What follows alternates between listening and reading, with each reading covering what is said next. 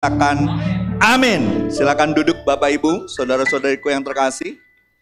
Selamat pagi, shalom. Saya percaya hari ini adalah harinya Tuhan. Setiap hari adalah harinya Tuhan, tapi terlebih lagi setiap kita datang beribadah kepada Tuhan, kita percaya bahwa tidak ada tempat yang lebih menyenangkan daripada berada di dalam hadirat Tuhan dan bersama dengan orang-orang yang mengasihi Tuhan. Amin. Katakan kepada orang-orang sebelah kiri kananmu, senang melihat kamu kembali hari ini. Kalau dia laki-laki, katakan kamu lebih ganteng dari minggu lalu. Kalau dia perempuan, katakan dia lebih cantik, kamu lebih cantik dari minggu lalu. Masih ingat gak kalau slogan saya katakan God is awesome. Cuma berapa orang yang ingat ini. God is awesome. God is mighty. Cuma berapa orang yang ingat yang perempuannya. Sekali lagi ya. God is awesome. God is mighty. Iya dong, harus yakin dong bahwa kita ini cantik di mata Tuhan. Kita ganteng di mata Tuhan, amin. Walaupun kalau kita lihat di kaca, hidung kita mungkin gak berubah, mata kita juga gak berubah, semua gak berubah, tapi di mata Tuhan seharusnya tiap hari kita makin hari makin memancarkan kemuliaan Tuhan, amin. Pagi hari ini saya akan sharingkan satu kebenaran firman Tuhan yang saya beri judul Tidak Pernah Berjalan Sendiri. Siapa yang yakin betul bahwa saudara itu tidak pernah jalan sendiri? Wah, enggak semua ya.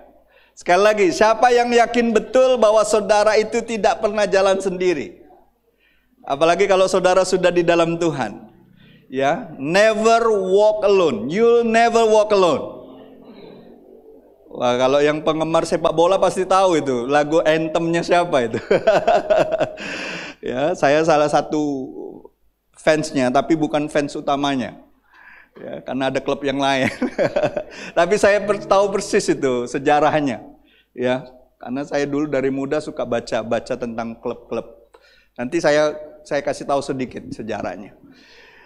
Kita akan lihat dari kitab Roma, pasal yang ke-8, ayat ke-31 sampai ke-39.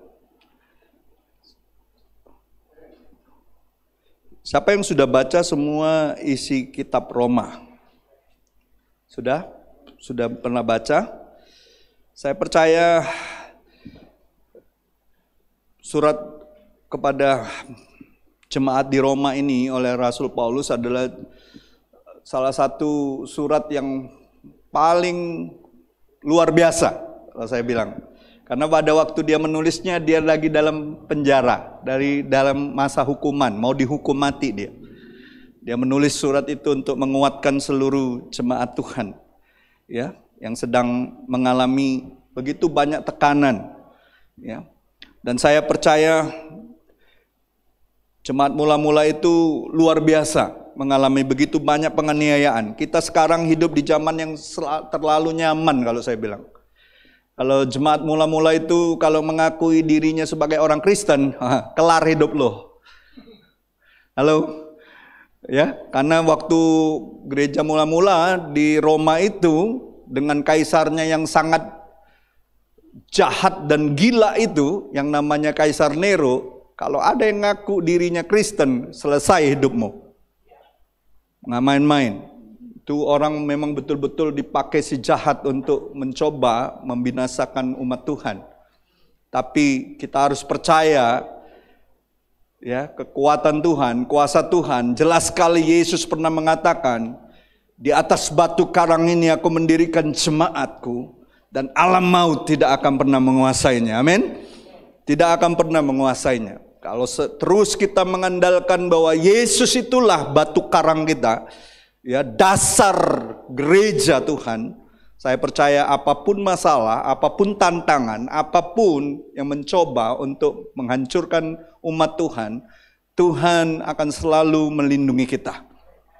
Yang paling penting itu dasarnya itu Kristus. Amin. Dasarnya itu Kristus. Jadi Bapak Ibu, mari kita lihat ayat yang ke-31 sampai 39, tapi poinnya nanti di ayat 38 dan 39. Saya bacakan ayat ganjil, saudara baca ayat genap. Ayat 39 kita baca sama-sama. Demikian firman Tuhan, keyakinan iman. Sebab itu, apakah yang akan kita katakan tentang semuanya itu? Jika Allah di pihak kita, siapakah yang akan melawan kita?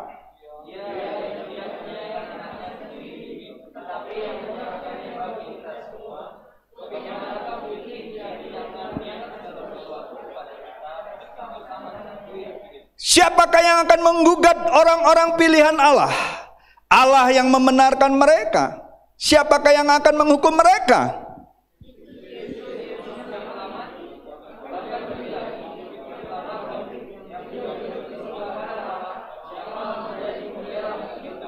Siapakah yang akan memisahkan kita dari kasih Kristus? Penindasan atau kesesakan atau penganiayaan atau kelaparan atau ketelanjangan, atau bahaya, atau pedang.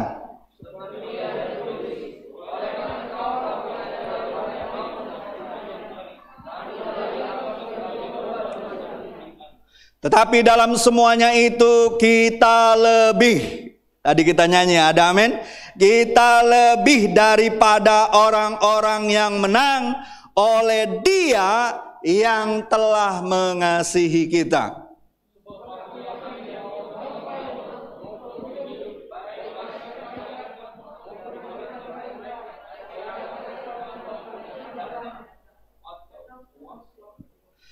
Sama-sama kita baca ayat yang terakhir. Atau kuasa-kuasa baik yang di atas maupun yang di bawah maupun suatu makhluk yang lain tidak akan dapat memisahkan kita dari kasih Allah yang ada dalam Kristus Yesus Tuhan kita. Ada amin. Ya. Ini pernyataan yang luar biasa. Ya. Tidak ada yang dapat memisahkan kasih Tuhan atas setiap orang yang percaya dengan sungguh-sungguh dengan imannya bahwa dia ada di dalam Kristus. Penting sekali kita menyadari setiap hari kita ini hidup di dalam Kristus. Halo. Makanya kekristenan bukanlah agama. Kekristenan adalah hubungan pribadi dengan Allah yang hidup. Saudara tahu agama itu dalam bahasa Indonesia Kamus Besar itu a dan gamma. Dua kata itu. A artinya tidak, gamma artinya kacau. Artinya orang kalau seharusnya orang yang punya agama hidupnya tidak kacau. Tapi buktinya, halo, betapa kacaunya orang di dunia hari-hari ini. Dan kalau kita tanya mereka punya agama nggak? Punya. Tapi saya percaya kekristenan melebihi agama. Kekristenan berbicara hubungan pribadi kita dengan Allah kita yang hidup. Dan itulah keyakinan yang seharusnya terus kita kembangkan, kita tumbuhkan, kita bertumbuh di dalam itu. Jangan cuma jadi orang Kristen yang di KTP-nya tertulis agamanya Kristen. Bukankah di negara-negara yang sedang berperang sekarang banyak orang-orang Kristen? Halo, ngakunya agama Kristen, tapi saling membunuh satu dengan yang lain. Karena kepentingan politik, kepentingan kekuasaan. Halo. Saya percaya ketika kita sungguh-sungguh memiliki hubungan dengan Bapa di sorga melalui Yesus Kristus, kita akan menemukan kebenaran yang sebenar-benarnya. Karena tidak ada yang bisa menjamin orang bisa mengenal Bapa kecuali Yesus. Waktu dia bilang sama murid-muridnya, kalau kau melihat aku, kau melihat Bapa. Makanya penting sekali setiap hari hati kita harus dipenuhi oleh kasih dan damai sejahtera daripada Tuhan. Hanya orang-orang yang dipenuhi kasih dan damai sejahtera dari Tuhan serta mengalami kebenaran di dalam perenungannya, dia akan melihat Tuhan. Dia akan merasakan Tuhan. Dia akan melakukan apa yang menjadi kehendak Tuhan. Orang melakukan pelayanan, pekerjaan, bisnis, apapun kita, sekolah, kuliah, dengan kekuatan manusia kita, bisa, tapi ujungnya kita akan capek, lelah, marah, kecewa. Marta sudah membuktikannya. Kurang dekat apa dia melayani Tuhan? Wong pribadinya ada di depan matanya. Halo. Dia sibuk melayani Tuhan. Sibuk melayani Tuhan. Dia rajin loh. Marta itu rajin loh. Coba lihat orang sebelahmu, rajin gak orangnya?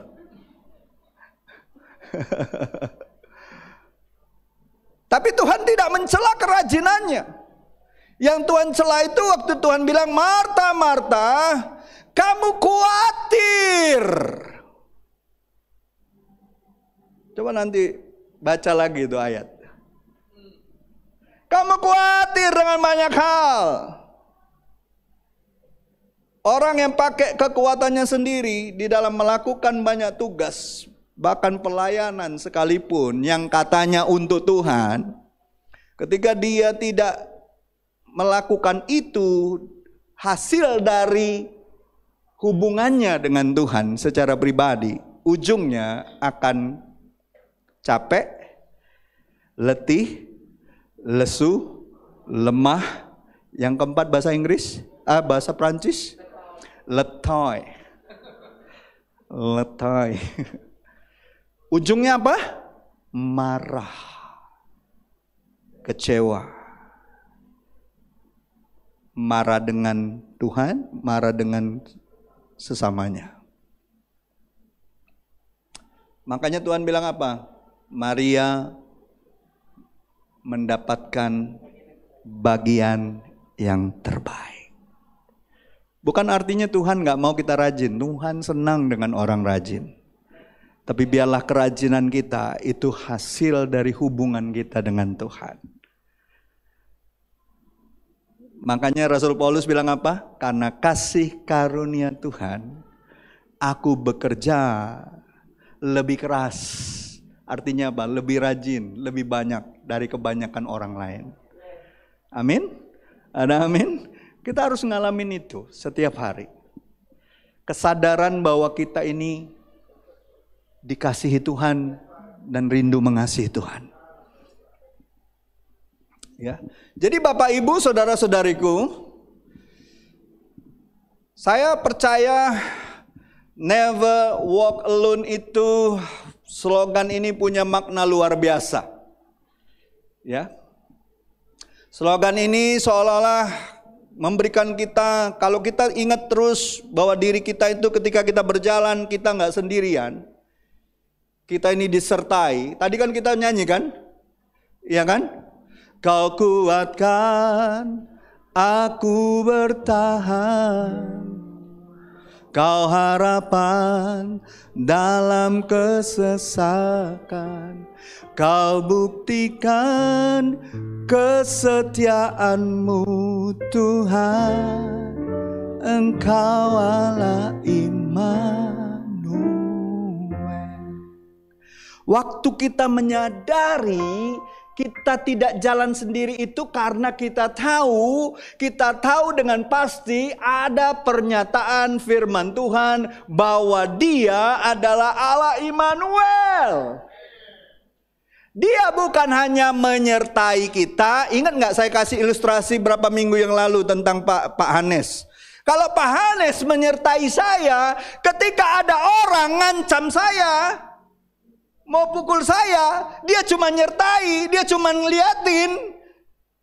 Saya digebukin, saya dipukulin. Nggak ada gunanya dia nyertai saya. Tapi saya percaya ketika Tuhan menyertai kita, kalaupun kita dianiaya, kita diapain, Tuhan yang lebih dahulu berdiri di depan kita. Dia akan melakukan sesuatu. Karena pembalasan itu milik Tuhan, bukan milik kita. Tuhan gak akan membiarkan kita ngadepin masalah kita sendiri.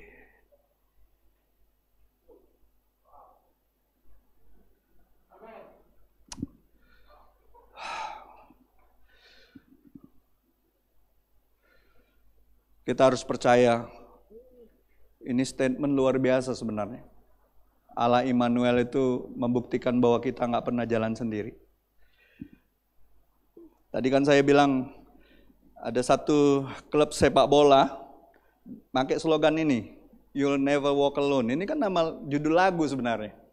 Lagu ini bukan populer di Inggris sebenarnya awalnya. Lagu ini diciptakan oleh seseorang yang ada di Amerika Serikat sebenarnya. Lagu ini sebenarnya lagu kayak drama musikal dibuatnya awalnya. Tapi tahun 60-an itu tahun 40-an. Terkenalnya di Inggris itu tahun 60-an.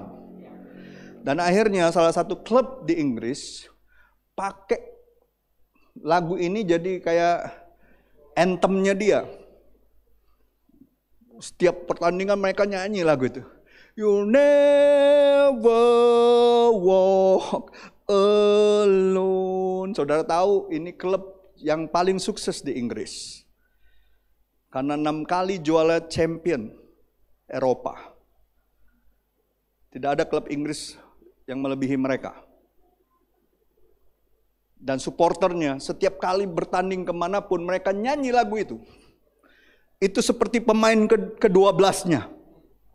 Halo, bayangin klub sepak bola aja, pemain-pemainnya kemanapun dia pergi, mereka tahu ada orang lain, ada orang-orang yang mendukung mereka, menang ataupun kalah, dan itu selalu membuat klub ini pemain-pemainnya bermain dengan luar biasa.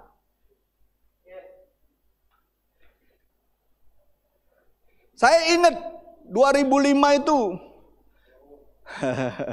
saya cerita dikit ya, karena saya penggemar sepak bola sebenarnya. Dulunya atlet sepak bola masalahnya. Saya ini penggemar AC Milan sebenarnya. Wah, Milan mania lah, zamannya trio Belanda tuh saya nggak ada lawan, nggak tahu. Tapi 2005 itu saya tercelik mata saya bahwa ada klub yang punya supporter begitu militannya.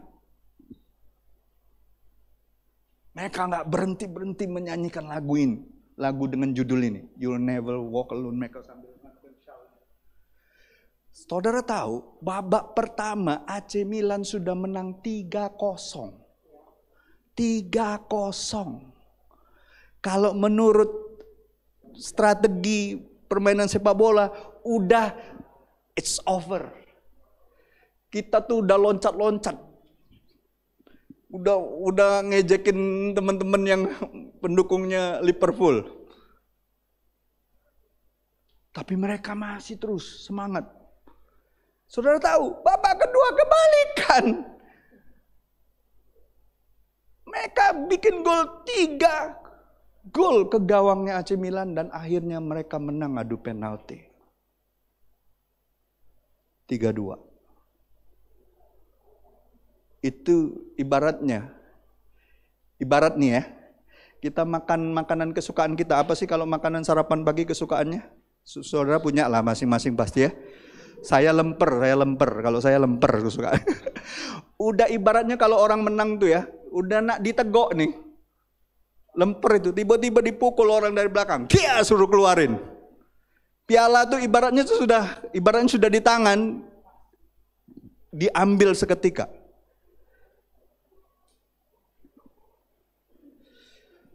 Saya pikir cuman sampai situ mereka punya cerita. Ternyata masih ada yang lebih hebat lagi. Mereka lawan Barcelona 2019 di leg pertama sudah 3-0 sama 3-0. Saya bilang enggak, itu jangan coba-coba loh. Itu Liverpool. Itu bisa kebalik itu. Yobel sempat bilang, nggak mungkin lah Pak, Barcelona, Messi, numero 1. Dan apa yang terjadi? Leg kedua di kandangnya Anfield di Liverpool itu, mereka menang 4-0. Bayangin, klub sepak bola dengan keyakinan kemanapun mereka bertanding, selalu disertai oleh supporternya yang menang atau kalah, mendukung mereka dengan militan, membuat mereka tidak berhenti berjuang sampai titik darah penghabisan. Bukankah yang mengiringi kita, supporternya kita sepanjang masa adalah Yesus Kristus dan seluruh sorga menyertai kita kemanapun kita pergi. Ada amin? Ada amin? Dan Alkitab mengatakan kita diciptakan lebih dari pemenang. Start kita itu lebih dari pemenang. Kalau kita tahu kita pertandingan iman kita, ujungnya Tuhan katakan kau lebih dari pemenang. Apapun yang terjadi, semangat gak kita menjalani hidup ini seharusnya? Iya. Coba kalau sebelum bertanding nih anak-anak kita nih mau bertanding nih misalnya, kita bilang, nah nggak mungkin menang lah, nah itu juara ini, itu juara itu juara ini pernah papa lihat nih juara gini, juara gini. Anak kita, apa yang terjadi sama anak kita waktu kita bilang seperti itu? Belum bertanding pun dia sudah tahu dia pasti kalah.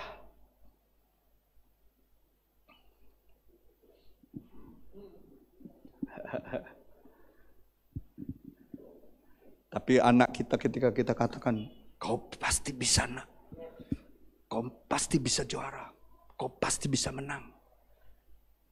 Ketika dia gagal pun kita katakan, lain kali kau pasti menang, kau bisa juara. Apa yang terjadi sama anak itu? Saya percaya anak itu akan memiliki semangat berjuang untuk berusaha lebih keras lagi. Apalagi kita. Raja segala raja yang mengatakan kita lebih daripada pemenang. Supporter kita banyak di sorga. Ingat gak cerita Nabi waktu dikepung oleh pasukan Aram itu? Nabi siapa itu? Nabi siapa? Elia apa Elisa? Bujangnya siapa? Gehazi. Gehazi bilang, Tuhan, itu yang ngepung kita tuh sudah terkepung kita.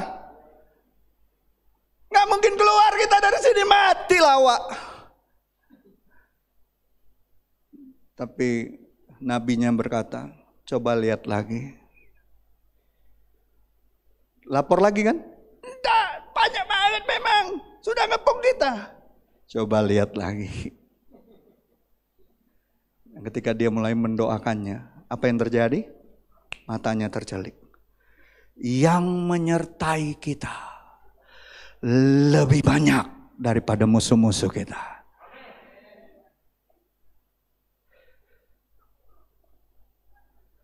Saudara percaya nggak bahwa saudara disertai Tuhan? Baca itu Mazmur 34, Mazmur 91, jelas sekali mengatakan orang benar itu dikelilingi oleh malaikat-malaikat surga. Bahkan Tuhan sendiri berjanji akan menyertai kita. Kalau Tuhan di pihak kita, siapa lawan kita? Kadangkala kita sendiri yang ngasih kemenangan itu kepada musuh-musuh kita. Dengan entengnya. Karena kita gak sadar siapa diri kita. Makanya penting sekali kesadaran siapa diri kita di dalam Tuhan. Amin. Ada amin Bapak Ibu? Jadi saudara bayangin aja. Ya.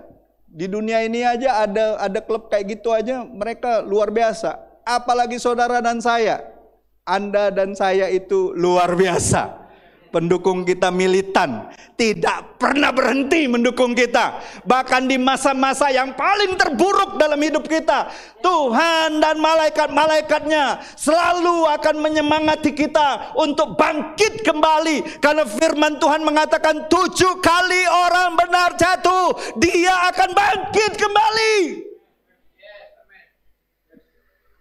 Saudara percaya nggak itu? Kalau saudara percaya, perkatakan. Firman Tuhan itu bukan hanya untuk disimpan di dalam hati. Firman Tuhan itu untuk diperkatakan. Perkatakan. Perkatakan. Lakukan. Bagikan sama orang lain. Ada amin, saudara. Jangan cuma disimpan di sini. Tuhan sanggup menciptakan dari yang tidak ada menjadi ada. Dengan apa? Firman-Nya. Firman-Nya. Firman-Nya. Tuhan gak ngobok-ngobok semen untuk bangun bumi ini. Dia berfirman. Kecuali dia membentuk saudara dan saya. Cuma manusia yang dibuatnya dengan tangannya. Karena dia mau membuat kita serupa dengan gambarnya. Yang lain dia ciptakan dengan apa? Firman.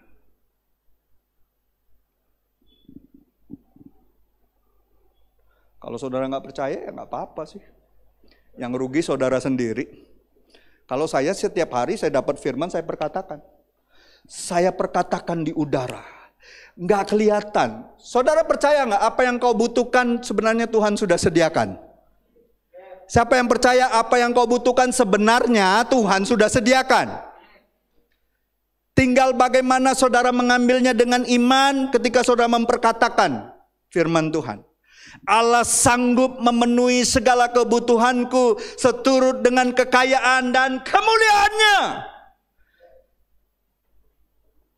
Sanggup. Oh, kalau Allah kita nggak sanggup, ngapain kita nyembah Dia?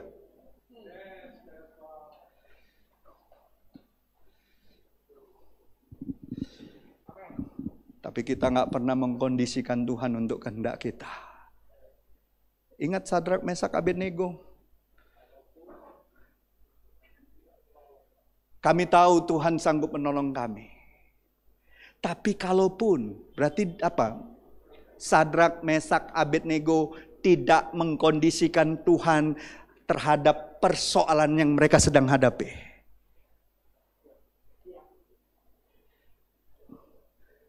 Tapi kalaupun Tuhan gak tolong kami tetap tidak akan menyembah kepada patung berhala yang Tuhan buat itu. Tidak kompromi dengan dunia ini. Itu luar biasa. Itu membuktikan iman mereka bukan berdasarkan keinginan daging mereka. Iman mereka berdasarkan hubungan, keintiman, kekudusan yang mereka dapatkan di dalam hubungan itu bersama dengan Tuhan. Takut akan Tuhan adalah permulaan hikmat. Dan mengenal yang kudus adalah pengertian. Waktu kita takut sama firman Tuhan, sama hal-hal yang Tuhan tidak ingin kita kerjakan, kita menghormati Tuhan karena kekudusan firman-Nya, maka pengertian yang lebih lagi Tuhan tanam di dalam hati kita. Itu gak main-main. Ada yang tanya sama saya, Pastor, kenapa banyak pemimpin-pemimpin, bahkan pemimpin rohani berjatuhan hari-hari ini? Karena jawaban saya gak perlulah berteori banyak hal. Kan banyak kan? Banyak kan sekarang seminar kepemimpinan ini 10 tantangan, 10 apa kegagalan pemimpin. Bagi saya, pemimpin yang gagal, apalagi kalau dia Kristen, cuma satu kegagalan dia kalau dia nggak jaga hubungannya sama Tuhan. Di dalam takut akan Tuhan. Kenapa? Kejatuhan biasanya tidak jauh-jauh hubungannya dengan kemana? Jatuh di dalam hal-hal yang mencemarkan, yang najis. Makanya perlu terus hati kita dipenuhi kekudusan Tuhan. Penting sekali. Jadi Bapak Ibu, saudara-saudariku yang terkasih, saya mau kasih tahu, hidup yang kita jalani ini bukanlah hidup yang mudah. Siapa yang bilang, mudah hidup ini? Ada yang berani katakan bahwa hidup ini mudah? Hidup ini bukan perjuangan. Kan berkali-kali saya bilang, orang di luar sana aja tahu. Hidup tiada mungkin tanpa perjuangan, tanpa pengorbanan, mulia adanya. Siapa yang percaya orang yang berani hidup menghadapi tantangannya akan mendapatkan kemuliaannya bersama dengan Tuhan. Jangan cuma ngomong berani mati, kita harus juga berani hidup. Amin. Lebih sulit berani hidup daripada berani mati. Wong saya ini berani mati kok dulu. Lagi gak bener ya berani mati. Tapi setelah tahu kebenaran, saya mau hidup lebih lagi. Makanya Rasul Paulus bilang apa? Hidup adalah Kristus, mati adalah keuntungan. Tapi kalau aku hidup hari ini, itu untuk menghasilkan buah bagi kemuliaannya. Berani hidup dong. Jangan cuma berani mati. Kalau berani mati gampang. Amin. Hidup ini memang gak mudah. Banyak persoalan yang harus kita selesaikan. Pergumulan yang harus kita jalani. Pencobaan yang harus kita menangkan. Dan saya percaya hidup ini gak selamanya terus kelam. Walaupun 2 tahun, 3 tahun ini, hampir 3 tahun ini hidup kita sepertinya nggak enak ya. Ada yang bilang, enak 3 tahun ini. Enak kalau bisa terus sih 10 tahun. Ada? Saya rasa enggak. Tapi saya percaya di masa-masa sulit ini selalu saja ada opportunity. Ada kesempatan. Ingat nggak kalau kita belajar manajemen itu selalu aja SWOT. Masih ingat SWOT? Kalau orang bisnis tahu lah itu pasti. SWOT. Ya, selalu saja di dalam kelemahan, di dalam tantangan, di dalam hal-hal yang menakutkan, selalu saja ada opportunity. Amin. Selalu saja ada kekuatan yang dihasilkan.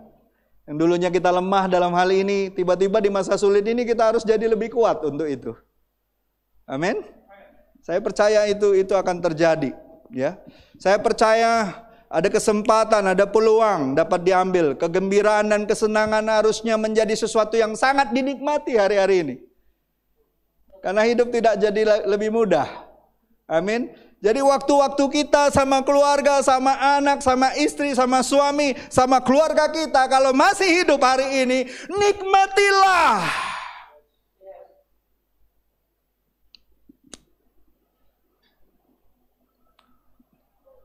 Saya ingin menikmati dengan orang-orang yang mencintai dan mengasihi saya.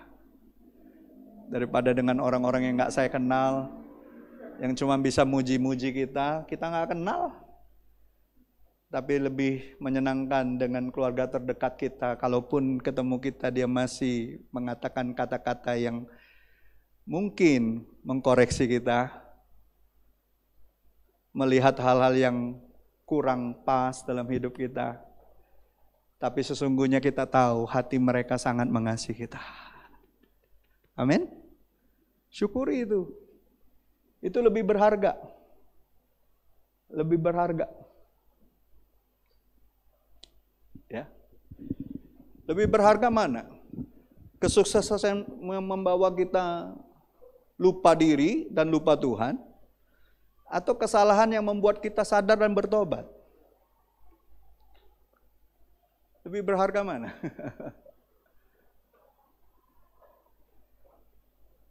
Jadi dalam hidup ini nggak perlu kita takut untuk salah. Kalaupun kita salah, ada jalan keluarnya, bertobat. Melakukan kembali apa yang Tuhan mau. Jadi Bapak Ibu, saudara-saudariku yang terkasih, dengan begitu banyaknya masalah selama 2 tahun terakhir ini, hampir 3 tahun ini, tentunya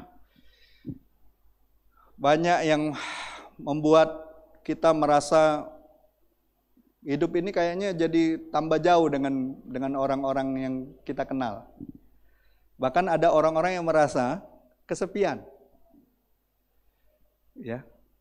Bahkan ketika dia ada di keramaian pun dia bisa merasa kesepian.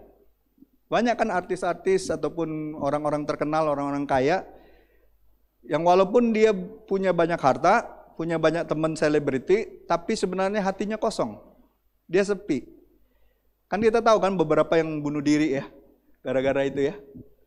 Dan ternyata mereka tulis surat sebelum meninggal, mereka itu kesepian. Ya. Banyak orang bahkan sudah keluarganya nggak peduli sama dia. Jadi dalam hal-hal seperti ini, di masa-masa seperti ini, kita harus renungkan beberapa hal. Yang pertama yang kita harus renungkan dari kebenaran firman tadi, dan di masa seperti ini, yang pertama itu orang yang memiliki kasih Kristus di dalam hidupnya tidak akan mengalami yang namanya kesepian. Karena kan tadi jelas sekali kan, Roma 8, bahwa siapa yang dapat memisahkan kasih Tuhan atas kita? Kesengsaraan, penganiayaan, pemerintahan, apa? Bahkan maut tidak lagi bisa memisahkan kita dari Tuhan.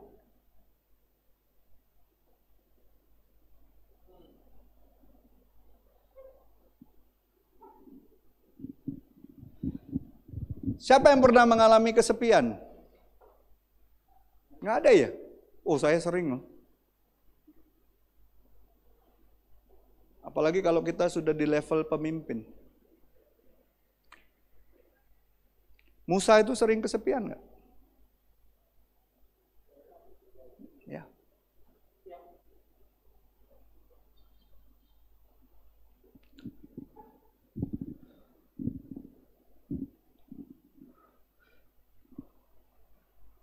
Orang yang kesepian merasakan bahwa tidak ada seorang pun yang mau peduli dengan Anda. Dan saudara tahu nggak, rasa kesepian itu sangat berbahaya. Kalau dibiarkan terus, sangat berbahaya. Ya. Seorang profesor namanya, ini di Amerika nih, Profesor John,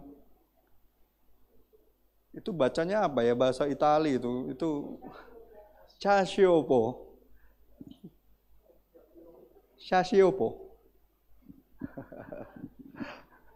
Dikatakan lebih berbahaya dibandingkan obesitas.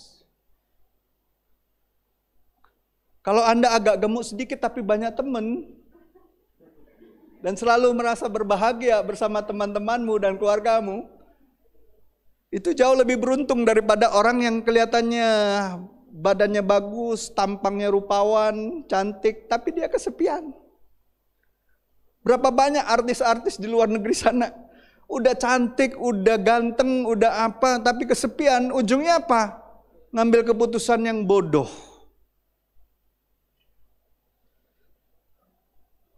Orang yang kesepian itu mental dan fisiknya bisa rusak.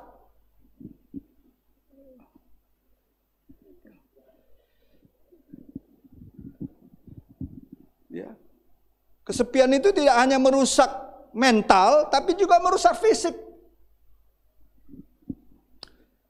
Penelitian menunjukkan 14% kematian disebabkan oleh perasaan kesepian. Persentase ini lebih buruk daripada obesitas.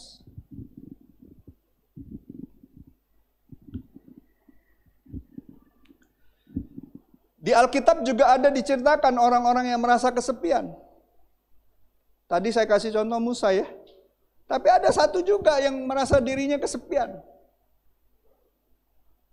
Siapa? Daud. Coba kita lihat Mazmur 38.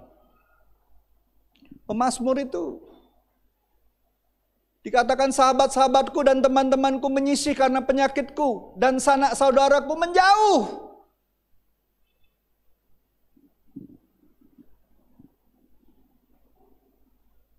Sering kan kita dengarkan, kalau orang lagi susah, lagi banyak masalah, jauh semua. Bahkan keluarganya pun nggak mau kenal, betul? Tapi giliran jaya, banyak uang, yang nggak kenal pun ngaku saudara. Betul tidak? Bahkan yang buyutnya tidak jelas pun disambung-sambungin, saudaraku. Ada yang ketawa, pengalaman pahit kayaknya. Enggak apa-apa. Yang paling penting itu kita tahu dan kita belajar bagaimana kita di dalam Tuhan. Ya.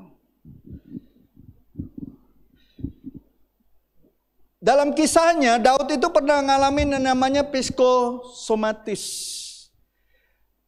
yang membuat kondisi tubuhnya itu berangsur-angsur melemah. Dia merasa sangat bersalah kepada Tuhan atas segala perbuatannya. Tapi justru di masa-masa dia merasa kesepian sekali, dia mengambil keputusan yang tepat, yaitu dia datang kepada Tuhan. Kan lagu Immanuel tuh dimulai dengan apa? Bait yang pertamanya. Bapakku datang dan berserah, ku nyatakan Kau yang berkuasa dalam lemah, Kau cahaya hidupku. Kau kuatkan aku bertahan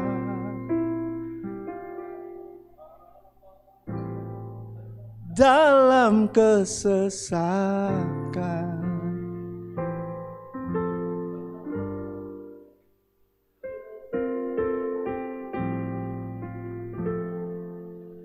Engkau Allah iman. Waktu kita nggak setia, waktu kita bodoh, waktu kita mengalami begitu banyak masalah karena pemikiran kita sendiri, cuma satu caranya, Daud mengajarkan itu. Karena hal-hal itu bisa membuat kita kesepian.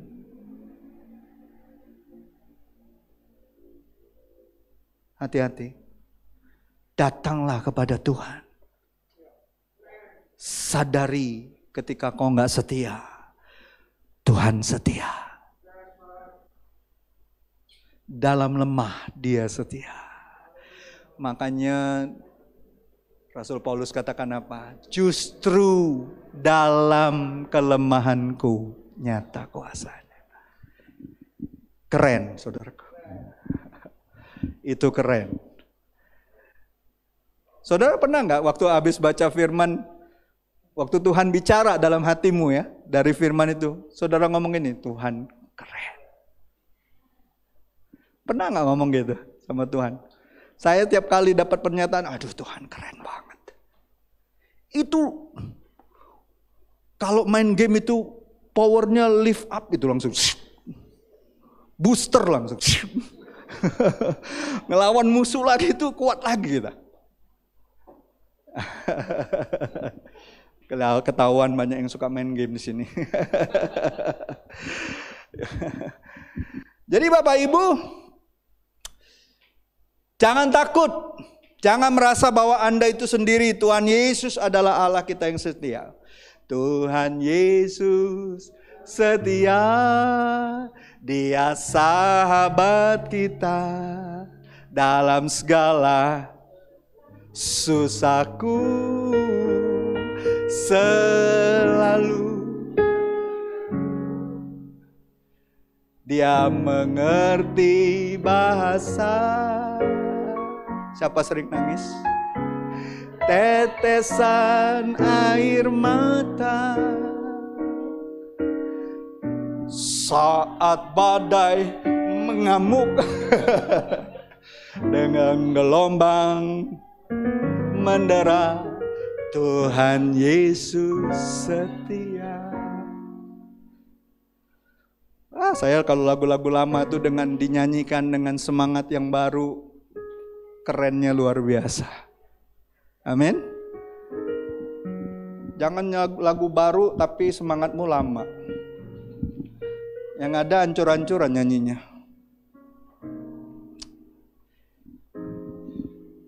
Coba kita lihat Ibrani 13 ayat 5.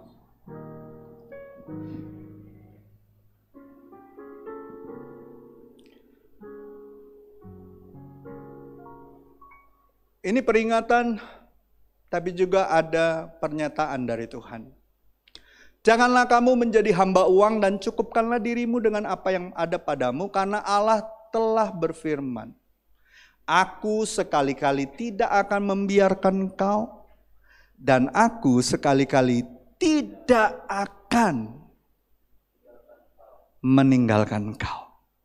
Seringkali ketika kita sibuk dengan pekerjaan yang tujuannya hanya untuk mencari materi, uang, kita berpikir Tuhan jauh dari kita. Kita yang sebenarnya sedang menjauh. Tuhan itu selalu dekat sama kita. Saya terkesan, kalau setan itu kan ngomongnya teriak-teriak kan? Kau bodoh, kau malas, kau gak mungkin berhasil, kau pasti gagal. Oh, diteriakin terus kita tuh, supaya kita lemah kan. Tapi kalau Tuhan bicaranya berbisik. Kau berharga nak. Karena apa? Karena Tuhan itu selalu dekat dengan kita.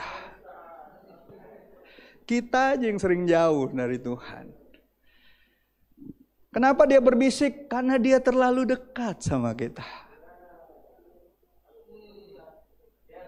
Siapa yang percaya Tuhan itu dekat dengan engkau? Wah, enggak semua percaya. Siapa yang percaya Tuhan itu dekat sekali dengan engkau? Dan dia rindu selalu berbicara dalam hatimu. Dia berbisik. Amin. Itu yang pertama. Yang kedua, kita harus jaga hati kita. Supaya apa? Karena kita tahu kesombongan akan membuat kita jalan sendiri. Kesombongan akan membuat kita berjalan sendiri. Kalau kita bersikap sombong, percayalah kita bukan hanya dijauhi orang lain, Tuhan pun akan menjauh dari kita. Bukan hanya menjauh, dia menentang kita.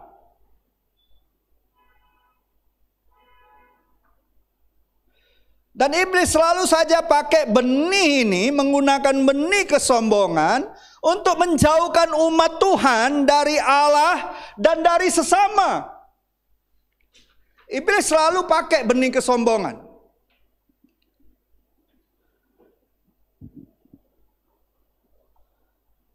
Hati-hati kalau kita sudah merasa paling hebat. Itu penyakit yang ada di dalam hati kita yang harus dihindari oleh setiap orang yang menyatakan dirinya mengasihi Tuhan.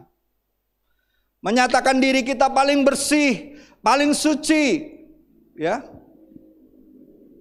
Itu sebenarnya sifat yang sangat jelek. Dan saudara harus tahu sifat itu seringkali masuk tanpa kita sadari.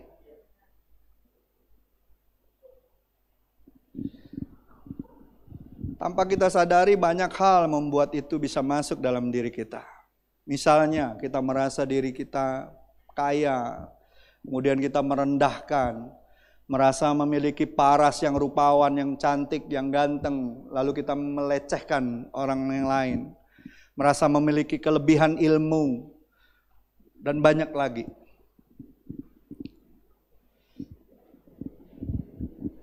Dan saya percaya orang yang memiliki sifat sombong tidak hanya merugikan dia dalam urusan dunia, tapi juga dalam urusan rohani.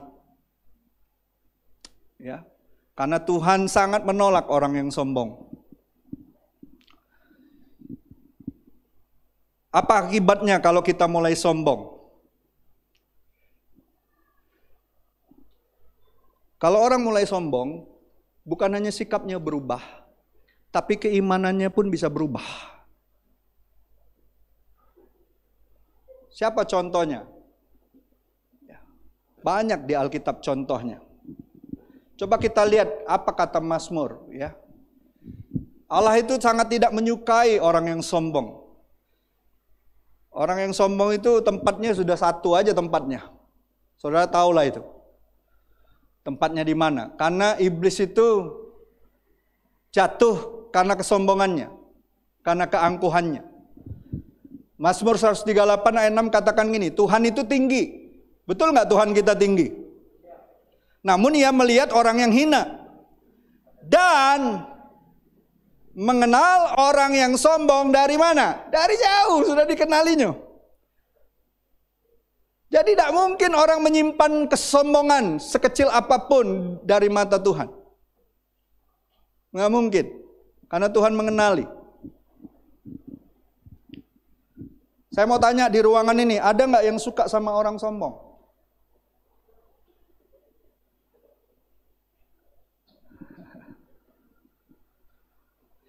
Nggak suka ya gitu ya? Ada yang suka nggak? Coba lihat orang sebelahmu tuh. Tanya, kau seneng nggak sama wong sombong? Wong sombong beda seneng sama wong sombong.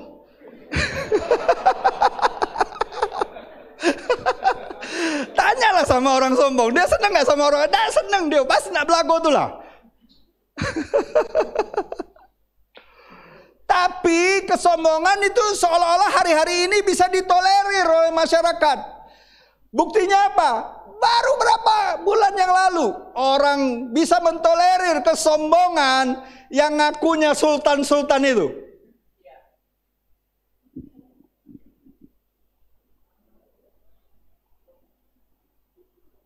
Ada yang punya jam umur 25 tahun punya jam 7 miliar. Emangnya apa bedanya jam 7 miliar dengan jam Seiko yang cuma 200 ribu? 300 ribu, muternya sama, ke kanan kan muternya, ada yang nggak kiri.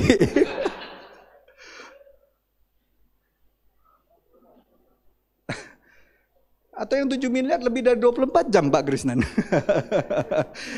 Itu perlu dibeli sama pengusaha-pengusaha kalau gitu. Enggak tuh. Dan ditolerir.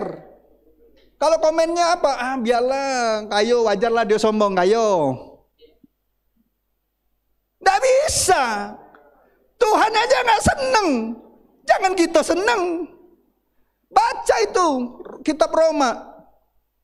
Kalau kita lihat orang melakukan hal-hal yang tidak benar, menjadi kesombongan, lalu kita diam ataupun kita malah membiarkannya, itu sama kita dengan menyetujui apa yang mereka buat.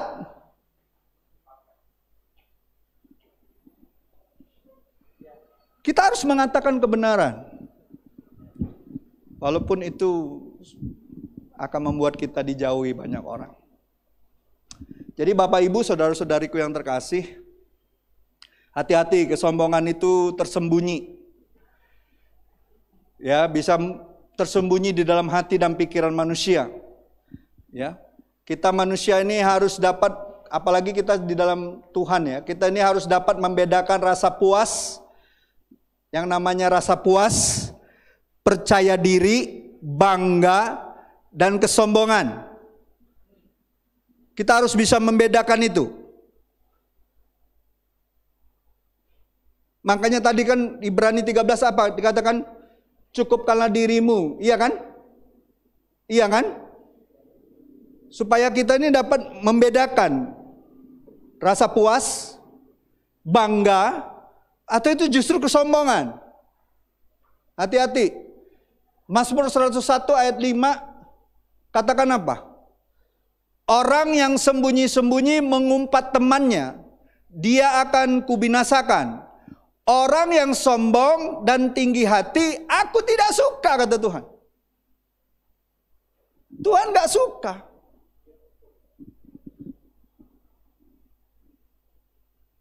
Saudara tahu nggak, orang yang sombong itu seringkali merasa dia mencapai sesuatu tanpa pertolongan Tuhan.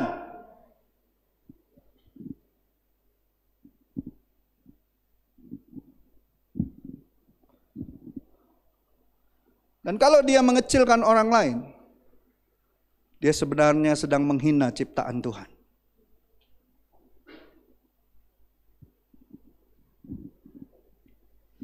Jadi Bapak Ibu hati-hati. Salah satu 7 dosa yang sangat mematikan, salah satunya itu yang paling nomor 1 itu kesombongan. Dan hati-hati, orang yang sombong itu bukan hanya membawa dia menjadi sikapnya berubah, tapi membawa dia kepada kemerosotan kerohanian. Coba kita lihat di Lukas 18 itu. Perumpamaan Yesus tentang orang Farisi dan pemungut cukai.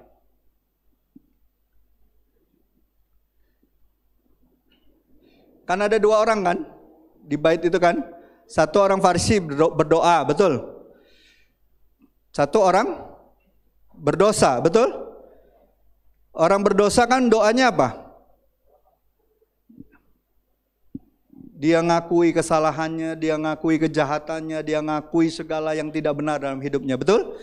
Dan orang Farisi bilang apa? Oh Tuhan, aku gak seperti orang itu, aku gak seperti ini, aku gak lakukan ini. Dia merasa dia sudah lebih baik dari orang lain. Ujungnya apa? Tuhan bilang apa? Aku berkata kepadamu, orang ini pulang ke rumahnya sebagai orang yang dibenarkan Allah. Itu orang yang berdosa tadi. Dibenarkan Allah. Dan orang lain itu, orang Farisi itu, sebab orang lain itu tidak, sebab barang siapa meninggikan diri, ia akan direndahkan, dan barang siapa merendahkan diri, ia akan ditinggikan. Jadi Bapak Ibu, saudara-saudariku yang terkasih, kesombongan itu tidak dapat dibenarkan oleh Allah. Sebaliknya kerendahan hati membawa pemungut cukai itu mendapatkan pengampunan. Amin? Ada amin saudaraku? Jadi pagi hari ini saya mau mengatakan firman Tuhan mengingatkan kita semua. Siapa yang sadar di dalam diri kita ini ada benih-benih kesombongan? Sadar nggak? Yesus kan pernah kasih perumpamaan kan? Seorang penabur yang nabur gandum, tapi besoknya tumbuh apa? Bukan hanya gandum, tapi lalang. Pagi hari ini, saudara dengar firman. Gak semua firman itu bisa tumbuh dengan sempurna, karena itu akan disertai oleh hal-hal yang tidak benar yang mencoba untuk menggerogotinya. Bukankah perumpamaan Tuhan Yesus tentang penabur di jalan itu juga seperti itu? Halo? Ada yang tanahnya tipis, dia tumbuh sebentar tapi tidak berakar, mati.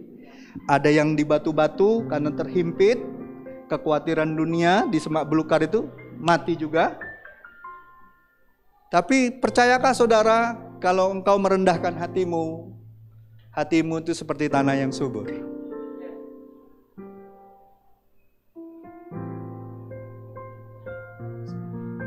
Amin.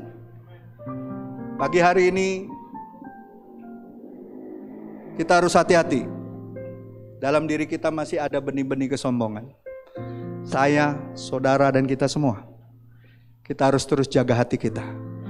Saudara tahu nggak? Hari-hari ini bukan hanya orang kaya bisa sombong, orang miskin pun banyak sombong.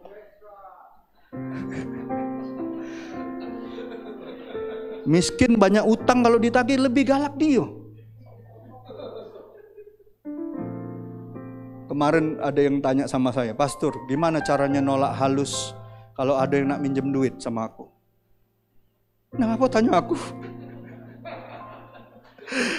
Ada kan orang kalau nak minjem duit itu kan ngomong gini, bisa dah aku pinjam duit, besok aku balik ke. Apa udah tunggu besok baik?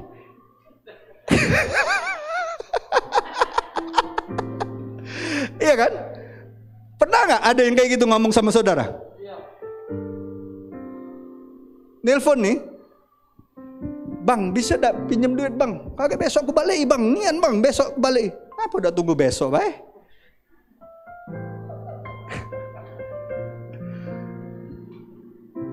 Kalau besok engkau ada, ngapain kau minjem sekarang? Itu tanda-tanda dia udah galak balik itu. Hati-hati. Mendingan kalau saya ngajarin orang ya, jangan dipinjemin, kasih semampumu. Tapi kalau memang kau ada lebih banyak, gak usah dia minjem, kasih beneran. Gak usah dipikirin dia balikin. Tapi kalau apa yang dia mau pinjam melebihi kapasitas kita, tapi kita ada nih, gak sebesar itu, berkatin aja.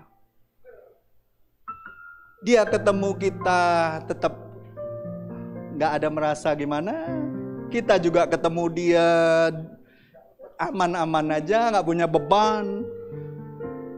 Saya sering perhatiin di medsos itu, ya. Kalau ada orang komentar gini, waktu minjem duit, wah bang, minta nyawo dia tuh bang. Giliran minta balik ke kita yang minta nyawo bang, duit kita, ngeri ya. Itulah kesombongan. Abang tahu katanya, dia minjem uang, tapi di medsosnya saya lihat dia beli ini, makan di tempat yang bagus. Berarti apa? Betul kata Alkitab. Nih, Amsal 13 ayat 7. Ada orang yang berlagak kaya, tetapi tidak mempunyai apa-apa. Ada pula yang berpura-pura miskin, tetapi hartanya banyak. Pagi hari ini saya mau mengingatkan kita semua, masih ada benih kesombongan di sini. Perlu kita tahu, cuma kasih Tuhan yang bisa menyingkirkan itu. Kekuatanmu gak akan bisa. Kasih Tuhan yang bisa. Amin. Ada amin Bapak Ibu? Mari kita renungkan baik-baik.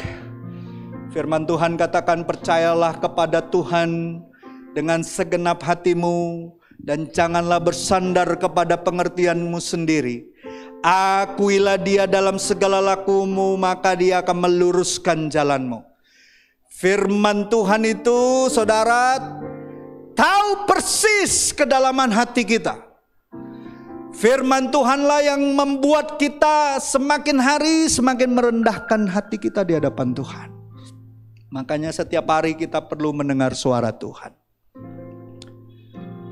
Pagi hari ini saya mau mengajak kita semua merenungkan, apakah kita sadar bahwa kita gak pernah jalan sendiri?